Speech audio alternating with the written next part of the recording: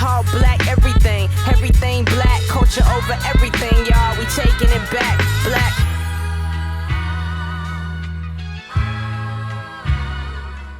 Welcome to Left to Black, and I'm your host, Mark Anthony Neal. We're thrilled today to be joined by Professor James R. Jones, Associate Professor of Africana Studies and Sociology at Rutgers University-Newark. He's also the director of the Sheila Y. Oliver Center for Politics and Race in America. Professor Jones is the author of The Last Plantation, Racism and Resistance in the Halls of Congress, published by Princeton University Press in 2024. Of The Last Plantation, the great Alondra Nelson writes, an intrepid revelatory account of how inequality is foundational to the very seat of U.S. democracy. With impeccable research and bold insight, Jones brilliantly details the enduring legacy of racism at the highest level of government and illuminates the poignant experiences of Black congressional staff who heroically strive to build an American democracy. The Last Plantation is absolutely essential, the one book that you must read on the state and stakes of Congress. Good morning, good afternoon, good day, Professor Jones. Welcome to Left to Black. Talk a little bit about, as you do in the beginning of the book, about your own experiences as a congressional intern and how those experiences took you to writing this book, The Last Plantation. Well, thanks, Mark. I have to say, I'm such a huge fan of this show, and I've been watching it since it started when I was in graduate school. So I have always had a love of politics. I thought at one point in my early life that I would be a politician. I picked a school that, was focused on political science. It was supposed to be the best in the country. So I went to George Washington University, and one of my goals was to be a congressional intern. I lucked out in my first summer of being an undergrad at GW. I got selected to be a Congressional Black Caucus Foundation summer intern. And I got to work on the Hill for 9 weeks. And it was an extremely great experience to just be in Congress, to work with lawmakers. It was everything that I hoped and more. One of the things that was so fascinating to me was that, my peers, they were so drawn to members of Congress. They were trying to be members of Congress. So if you're ever on Capitol Hill, you'll see a member of Congress and they'll have a pen. That's to indicate, that is a member of Congress, and all my, peers, summer interns would have pens. They would try to replicate them. To me, it was like, seeing these members of Congress were great. I have lots of stories about seeing who they were as like just normal people, which was great. But I was really captivated by their staffers. These were the people who were making the representatives we were working for, making their agenda come true. They were the people who were interacting with constituents on the phones or doing tours. They were the people who were writing press statements and speaking points when they were giving speeches. They were the people who were researching and writing legislation, and also providing recommendations to lawmakers about how they should vote. My summer, I came away with this really great appreciation for staffers. Since I was going to school at GW in Washington, D.C., I had my internship experience extended for a number of years. So I ended up working in Congress for 2 more years as an intern for my same member of Congress. And again, it was a great experience. But the longer that I stayed on Capitol Hill, the more that I noticed how white it was, how segregated it was, right? One of the tasks as an intern in 2006 was to go around to different congressional offices and get letters signed from different members. And so I would go to, a white member's office, and they would have a primarily white staff. I would go to a Black lawmaker's office, and they would have a particularly Black staff. Same thing for going to see an Asian member of Congress or a Latino member of Congress. And keeping in mind that whites are disproportionately overrepresented in Congress. And so my thought, coming out of Congress, after 2 years was that, wow, staffers are doing the majority of the work, but staffers are overwhelmingly white, right? So what is this impact on public policy? And this was not something that we talked about in my political science classes, right? We never really talked about staff, but we certainly did not talk about the racism that, for me as an intern, I saw was foundational and present in every day of my work on Capitol Hill. You called the book The Last Plantation. And quite honestly, it was shocking to me, to hear you talk about the dynamics of how we got to that point, right? Why it is the way it is. But the way that, the federal government, in this case, Congress, had been largely exempt from workplace policies and protections that we take for granted that the federal government is supposed to protect. Talk a little bit about that title and whether or not you got any pushback, from your publisher, your editor, about the use of the title, as provocative as it is. Yeah. So the title, The Last Plantation, I have to say, it's not a name that I gave to Congress, but it's one that I discovered in my research, right? So, I'll give you two quick stories and I'll tell you about the origins of the plantation metaphor. I remember doing an interview with a Black staffer. We're in the cafeteria and he was trying to describe to me, the environment of Congress. What does it feel like, right? And he told me, it's kind of like a plantation, right? Whites have the visible face of Congress, but it's Blacks who are behind the scenes who are doing, this really important labor, right? And so, this guy works in the House, and then, I went to visit the Senate Historical Office, and the lead historian was a white man. And he also described Congress as a plantation, right? And so I started taking this idea of Congress as a plantation very seriously, right? And so the idea of Congress as the last plantation is one that has roots that go back 6 decades, right? So it begins with the 1964 Civil Rights Act, right? Which is this landmark piece of legislation that bars racial and gender discrimination and employment practices and public accommodations. It is, the reason why our society looks as diverse as it does in this day, even with its limitations. And some have called this the most important law that Congress has ever passed, right? Prior to 1964, 90% of American workplaces were segregated by race and gender. Right. So this has huge effects, transforming American workplaces, elevating women and men of color of all backgrounds to really senior positions where they have been shut out prior. And so we have this really important piece of legislation, but this is a law that does not apply to Congress, right? So we can think about the Civil Rights Act of 1964 as in many ways abolishing the plantations of the past, moving us into this anti-racist future. But the institution that is in charge of it exempts itself from this rule, right? And so in many ways, the idea of the last plantation comes from the idea that Congress is still stuck in the past. It is literally the last plantation standing. Unchanged. Yeah. Unchanged, right? And, this is a metaphor, a nickname that is really bipartisan in nature. Democrats and Republicans have used it.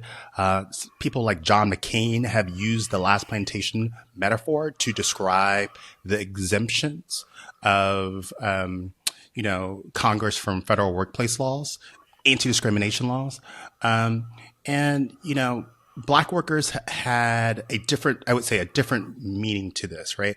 It was not only about exemptions, but it was also about how race was really foundational to how Congress was working, again, every day.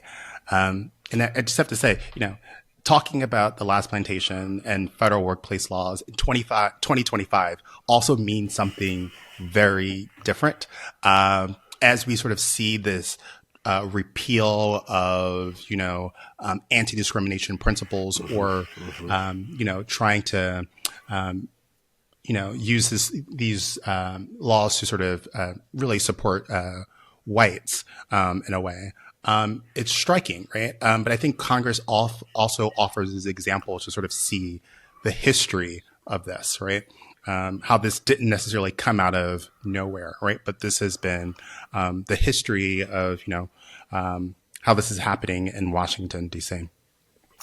One of the things that was really striking to me, when we think about a Black presence in Congress, we obviously think about the first Black men and women who were elected to Congress. If we think about the formation of the Congressional Black Caucus, and in some ways they dominate our sense of what happens in race, in terms of race, in terms of what happens in Congress and Washington in general.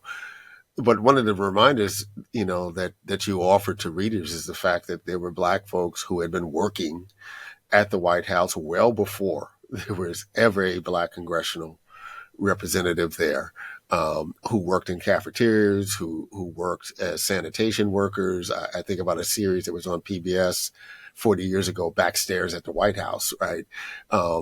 Your story is also telling the story of those folks who very often were resisting the racism that they were experiencing in Congress, but not even having the visibility of, say, a Congressional Black Caucus and its members to protect them in any way. Yeah. I mean, I think that's certainly right. Like, I believe if we're thinking about race and racism, we cannot exclude Black congressional workers, right? And I say congressional workers because I just don't mean staffers, but I also mean the people, workers in the cafeteria or who are painters or carpenters, right? And they both predate and in many ways outlast Black members of Congress, right? Yeah. So, we get the first Black members of Congress during Reconstruction in the 1860s. There were Black workers before that. And of course, because of white violence, we sort of see this sort of nadir of Black politics where Black members of Congress are literally driven out of Capitol Hill, right? As, Black voters are suppressed and shut away from the polls. So we have this 30-year period from 1901 to about 1928 where there are no Black members of Congress, right? And so it is just Black workers. So, I think part of my work is trying to sort of document their presence, but also their presence it's subversive. They have agency. They are fighting back, right? At times when there are no Black members of Congress, you do see Black staffers who are lobbying white members to do, to protect the rights of African Americans. We see in the 1980s,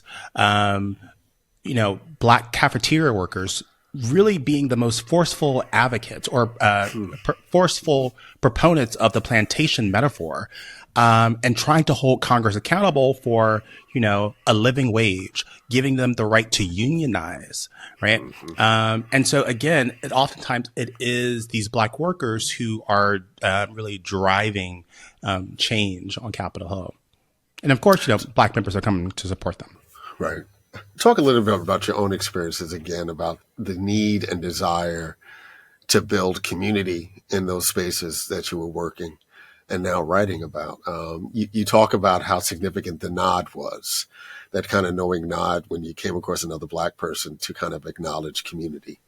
How much were those experiences also inspiration for what you write in The Last Plantation? So I had 2 internships working in Congress. The first one was with with the Congressional Black Caucus. It was for a Black member of Congress, Shaka Fatah, from Philadelphia. And that was just a great experience. I say, that was an office that really saw me. They saw my ambitions, my talent. They supported me. In many ways, I thought I got a really great education, comparable to what I was getting at GW, because I was learning how to write on Capitol Hill. Right. I had a majority Black staff, but I would also say my mentor in that office was a white woman, right? Very anti-racist. It was just a really great office. But, I had 2 years of experience. I knew how things worked. I was doing substantive work assignments, right? I was writing letters for the congressman, trying to get support amongst other members of Congress and external organizations to get to co-sponsor his bill. So like I say all to say is that I wasn't a novice. And, I took some time off my junior year to explore around DC and do some other things. And then decided, I want to come back to the Hill. I want to get it, learn some more, but I want to get a different experience. So I worked for a number of representatives who was white, had a majority white office, and I did not like that experience. I did not feel seen. Maybe they knew my name. And, I was just answering the phones, writing letters, but like constituent letters, responding to mail.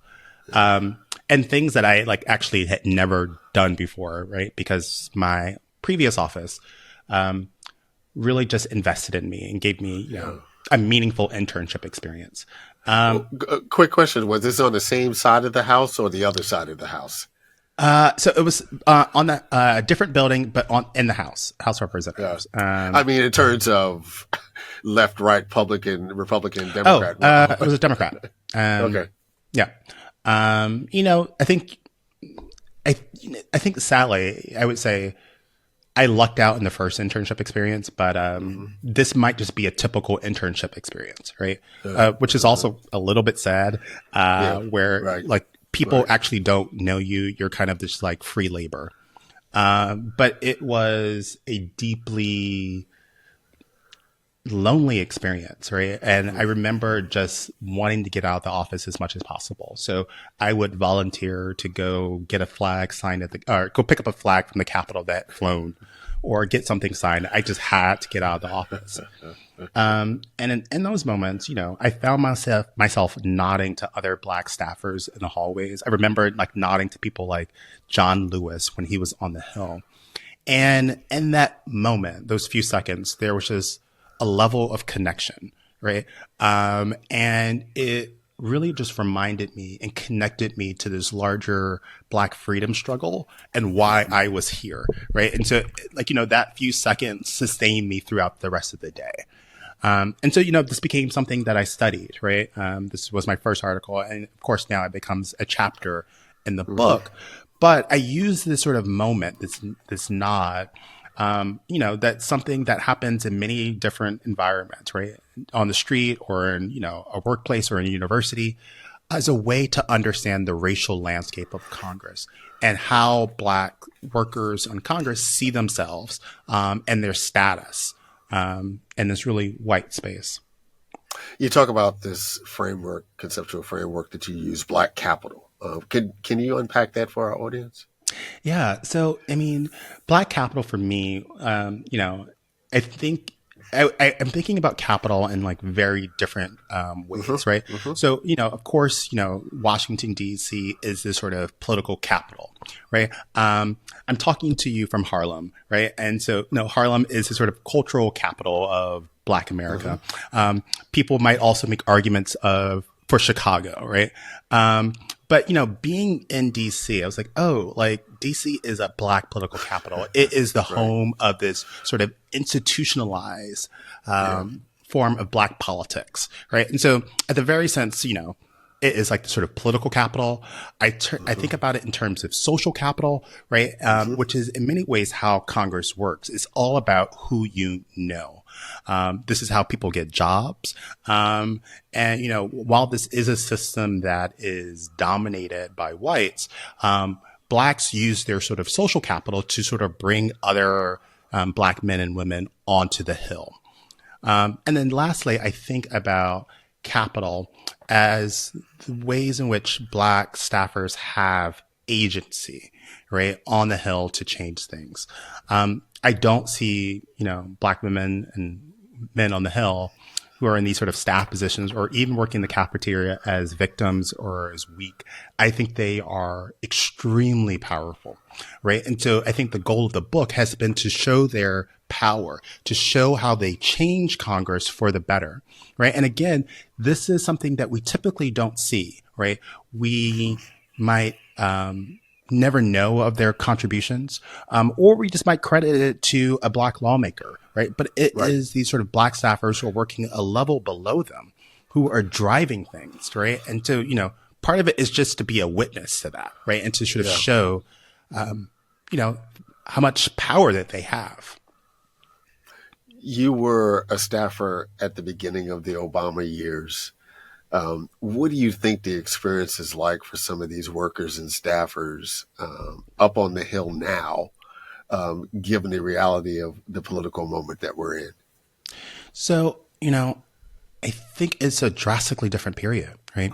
I mean, I think we got senses of, what was coming, right? So we're thinking about the Obama era. We have to think about the rise of the Tea Party, right? The rise of this sort of extremism. And we sort of see this not hopefully, but we sort of see this at its zenith right now, where, the conversations that I'm having right now with staffers in the Hill is just how emboldened white supremacists are, right? On Capitol Hill, right?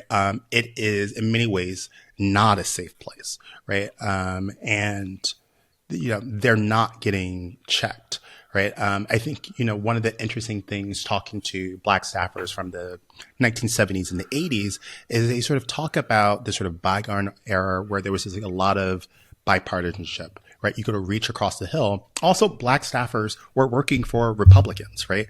Of a different breed, but they were working for Republicans. Right. So it was a different space.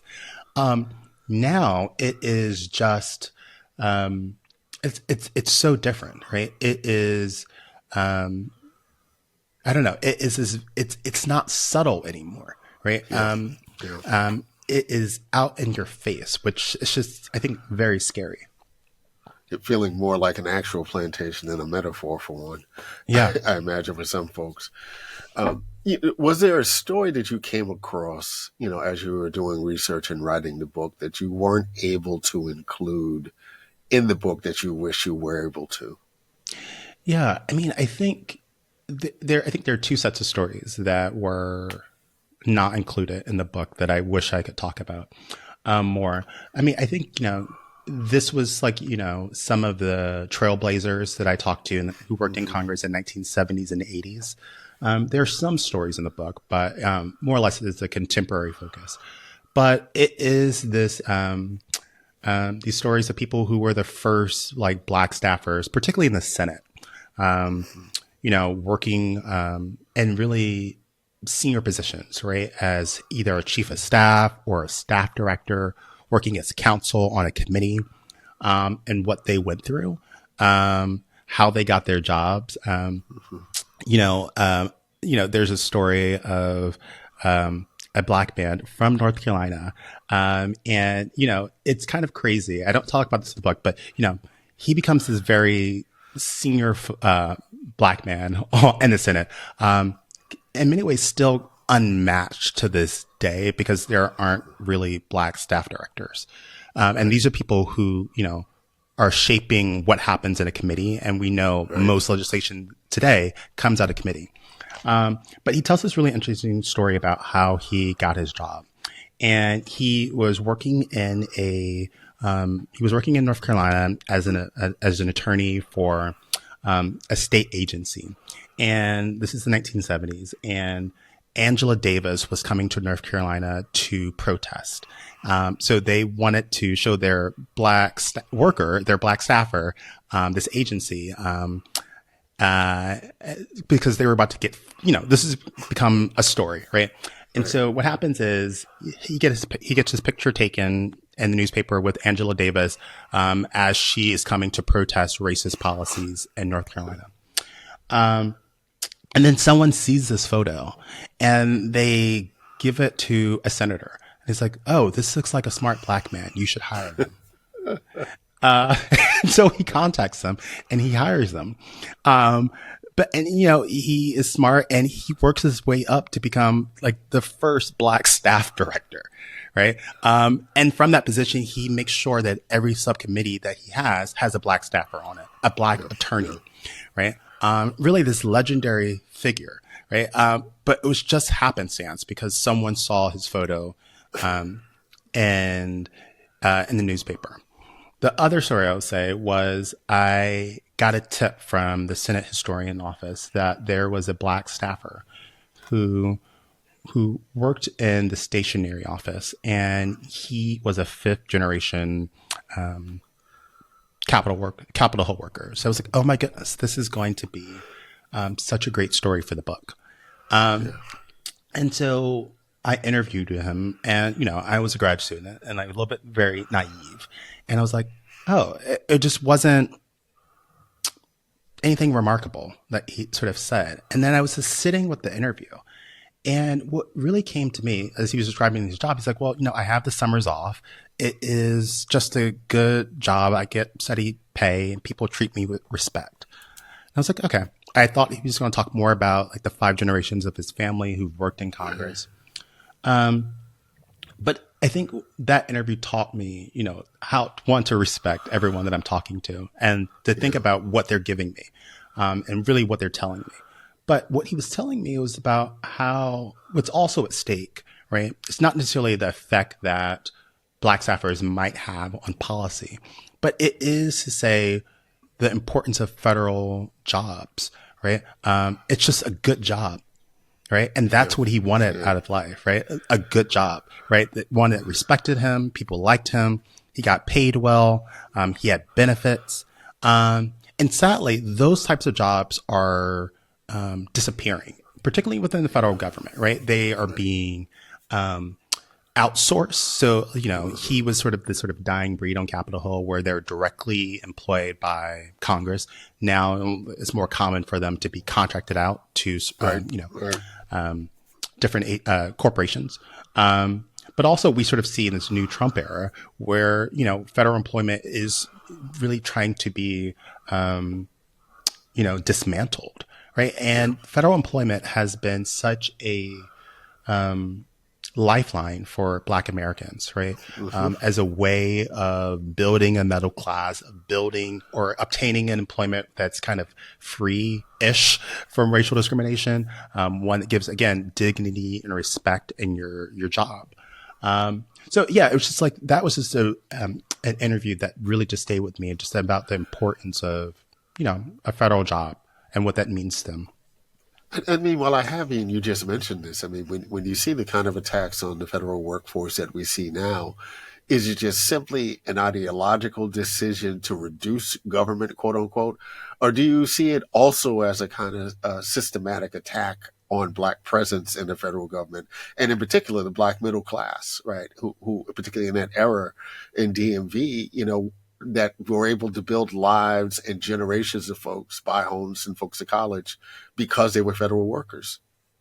Yeah, I see this as a very much a decision to both segregate and whiten the federal workforce. Trump talks about shrinking the federal workforce, but this will have a disproportionate impact on Black Americans, Black workers, right? Because Black workers are disproportionately represented in the federal government, right?